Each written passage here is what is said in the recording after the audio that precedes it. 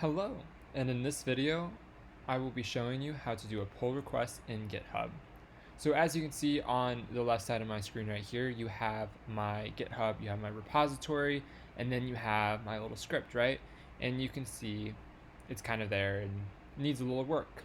But luckily, the right side over here, right, is definitely willing to help out. So he goes to my repository to take a look. And then he goes to my thing and notices, oh, the 1, 2, and the 3, they're not entered and it looks really ugly, right? And he's like, I feel like I can help and make it look better. So he goes into the repository and then he forks it.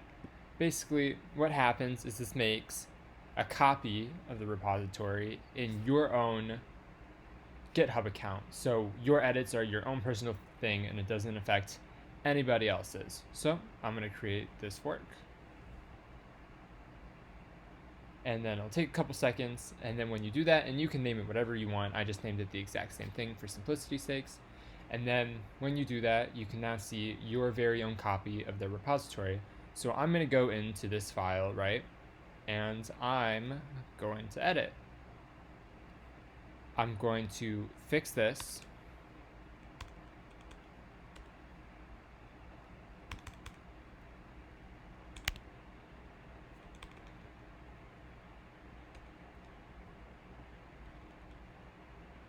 Kind of keep their numbering, make sure it doesn't do that for their sake. And then I'm going to look at it, and yep, it looks exactly how I want it. So I'm going to commit the changes to save it in my GitHub, right?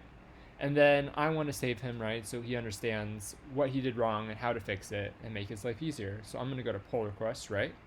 I'm going to do a new pull request.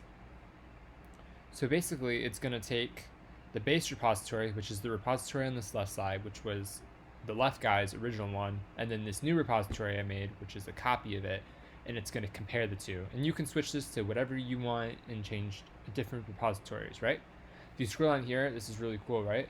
It shows you the changes you made, right? So it has line 3 in the original one, this is the left side, and it has kind of what you had, and on the right side, it has your changes, right? So you can see the 1, 2, 3, and then how it looks, right? So we're going to create the pull request, and then it's always very polite and always very informative to leave comments. So I'm going to say the numbering was all connected instead of spaced out. I fixed it for you. Hope this helps. So once you do that, you're going to create the pull request, and then it's going to send. So if we go back to this left side, right, and we're going through, we get a notification. And then I'm going to refresh it. Yep, one new notification. And I'm going to see, oh, that they updated my thing. So I'm going to go there. And if you scroll through it, you can click on the update honors MD, right? And you can see my comment, and then you can see all the things they changed. And you're like, whoa, that's really cool. But you go back and you're like, there's one other thing I'm not entirely sure how to do, and I would definitely like their help in solving it for me. So you can write a little comment and go, hi, thank you so much for the help.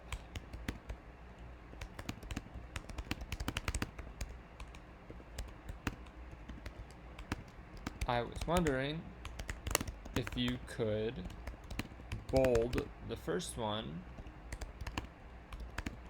and make the top a header to emphasize importance. And you don't have to do this if you just want to make the edits. I'll show you how to do it a little later in the video, but I just want to show this because I feel like it's a very important thing to also know. So you're going to comment it, and then we're going to wait for the person on the right to see it. So if you go back through, you can actually see the comment if you keep it up, but otherwise it'll be in your notifications as always. So you can look at here and then go, okay, yeah, that's something I know how to do pretty easily. So I'm going to go back into my honors, right? I'm going to, this one didn't save, but no matter, we know how to fix it.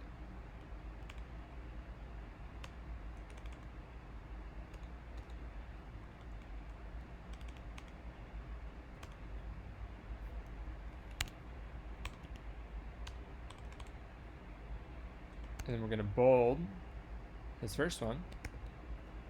And then we're going to make this a header for them, right? So once we do that, we'll write our little description, bolded and added a header. And then we'll propose the changes. And then we'll submit it, right? So you can see back on here, just to reemphasize, you have the 1 of the previous one, and then you have the minus, which means it was changed, and then you have the positive, what it was changed into. And then you have all this stuff, right, to show what happened with it. So that is done over there. So we can go back here, click on the honors, and I gotta make sure you gotta do the pull request, right? Just so they can see it. And then I'll tell you that there's no conflicts with the base branch, which basically means that they can easily do it without having to re-edit their entire thing. Go back to my notifications. See that it was changed. Take a look at it and go, yeah, I really like this. So let's say, for example, right, you just want to do the head. Go, thank you.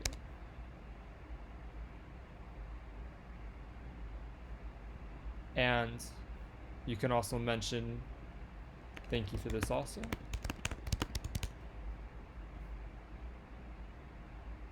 And just kind of leave some comments based on the lines, right? And then finish your review, submit review, and you have those comments. And then you can see on my screen that I can see these comments and what happened, but I can go to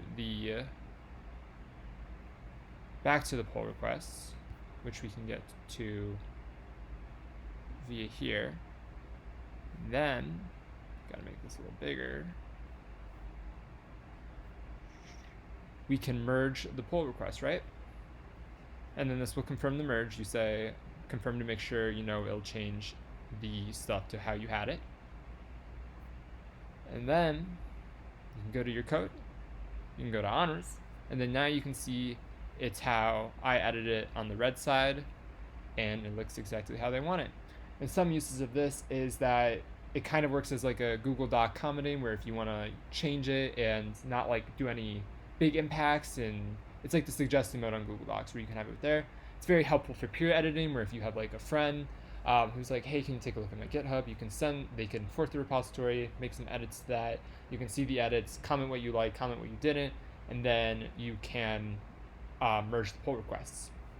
You can also very clearly see the changes that were made. It makes it very obvious with a nice little green and red, and it also requires your approval before changes. So nothing that they do can impact your work without your consent. You have to merge it on your own, and you have to pull it. And that is how you make a pull request in GitHub.